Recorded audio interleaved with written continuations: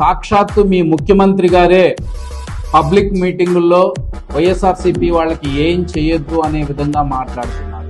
మిమ్మల్ని ఒకటే కోరుతున్నా, వైఎస్ఆర్ కాంగ్రెస్ పార్టీకి డైరెక్ట్ గా ఇండైరెక్ట్ గా మనం పనులు చేసే పరిస్థితి ఏ స్థాయిలో కూడా రాకూడదు.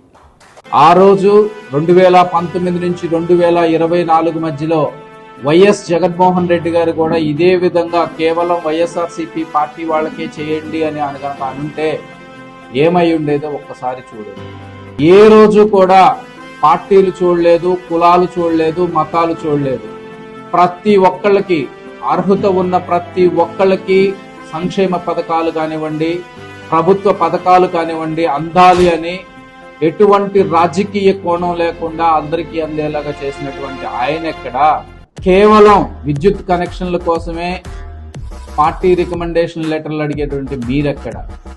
రానున్న రోజుల్లో డెఫినెట్ గా ఏ కార్యాలయంలో అయితే మీరు తిప్పారో అదే కార్యాలయంలో ఆ రైతులకి మళ్ళీ తిరిగి కనెక్షన్స్ ఇచ్చేంత వరకు మేము గాంధీగిరి చేయడానికి సిద్ధంగా ఉన్నాం.